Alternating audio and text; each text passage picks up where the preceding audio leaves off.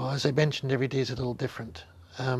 Most days I start out pretty good, except for the day after the treatment. Sometimes I'm a bit wasted. It's kind of like a bad hangover. But without the headache and stuff, just your physicality, you're not really there. Um, but most days I just get up, have breakfast at home with family, and then if it's a school time, I'll take Ryan to school, and then I come to work and just do whatever needs to be done. So some days are shorter. And some days I'll be here for an hour, 2 hours, and I'll just go home. You're listening to your body. Yeah, yeah. It's also it's not just the physical tiredness. It's your mental plume. Sometimes you're just not there, you know. And it can be distraction, stuff going on. It can be lots of different things. Can you feel changes in your body, Paul, as you feel the cancer starting to grow or diminish? Oh yes, You can actually feel it. absolutely.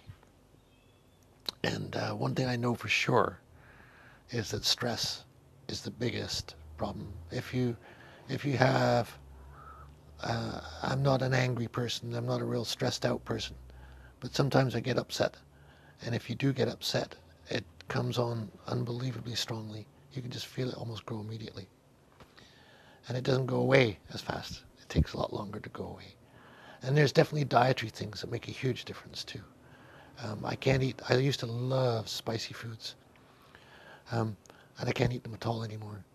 And I've stopped for quite a long time now. And the other day I went to a usual breakfast place where they usually serve me sausage. And they changed their sausage to chorizos and didn't tell me, but I took one bite of this and it was just like, wham. Like I was in incredible pain for 2 days. It's just amazing how quickly it just takes off. So it's a 24-hour day looking after yourself and making sure that you're doing what's good for your body.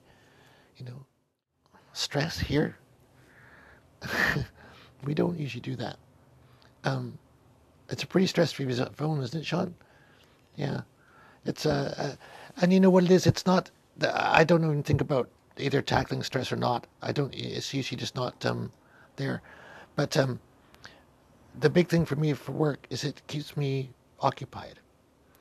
Um, I'm not a beach person, right? For me to go sit on the beach, it's fabulous for the first 15 minutes, and it's kind of like, okay, what do we do now? I'd much rather be busy. I'd much rather be active.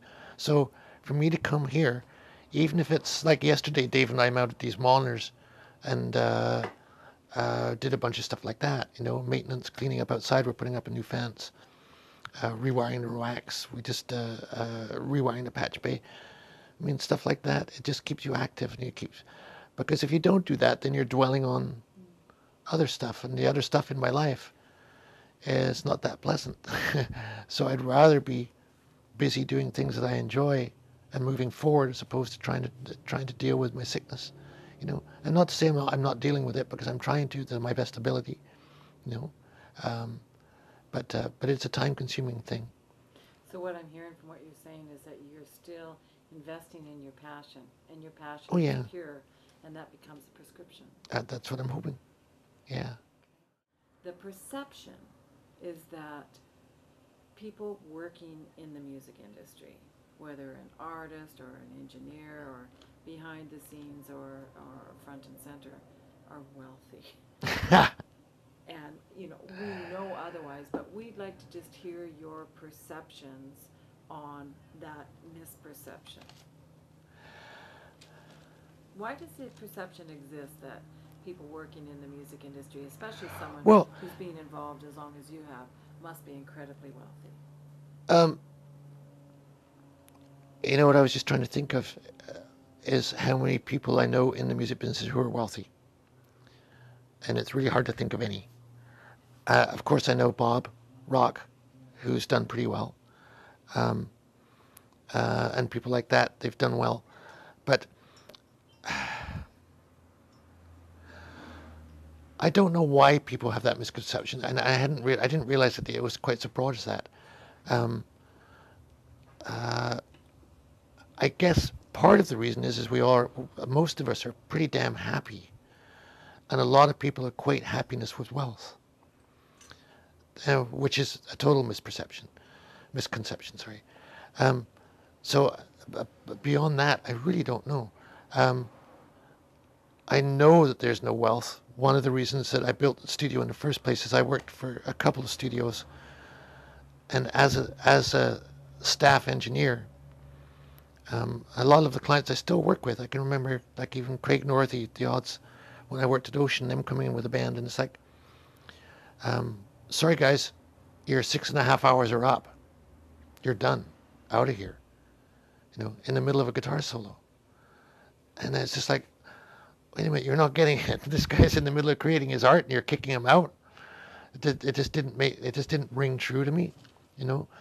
And one of the reasons I built the studio is because I didn't want to put those constraints on. Of course, you have to worry about money, and there's times where I work. One of the reasons I work so many hours is to make ends meet.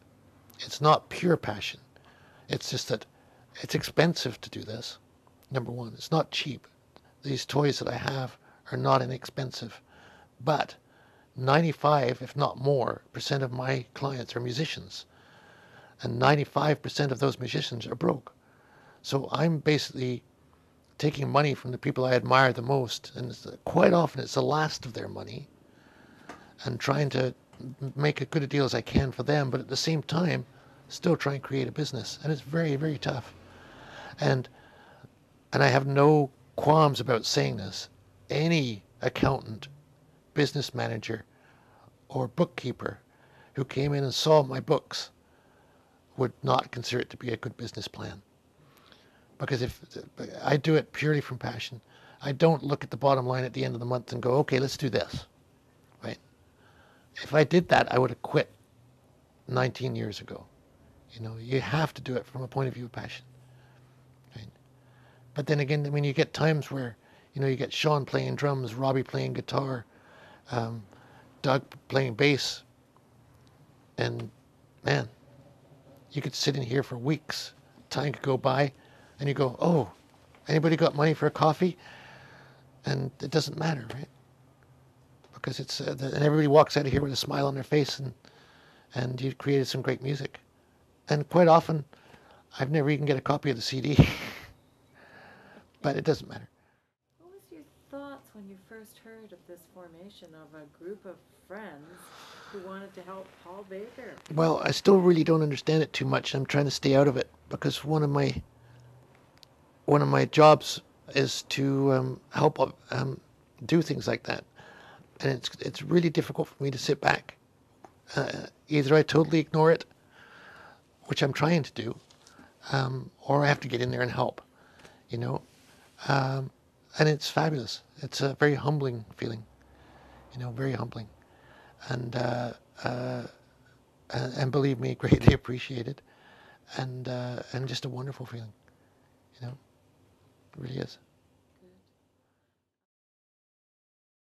I love the studio greatly. It's just great, but still, my greatest feeling is at the end of a live show when you just hit that last chord, just crank it, and everybody in the audience is just totally in love with what you've just done. It's the end of a great night.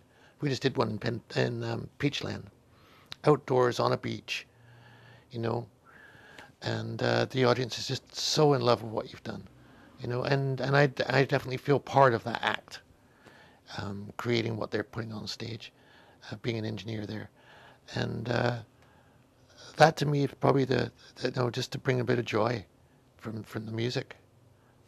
Is it, and it's always thrilling when somebody goes, "Oh, have you heard that song?" And then they talk about it, and then you realize it's a song that you've done, and it means something to them, right?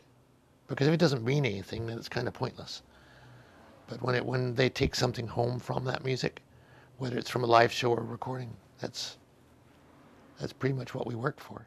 What would you counsel them now with your many years of wisdom? Just do it, and find people with a like mind.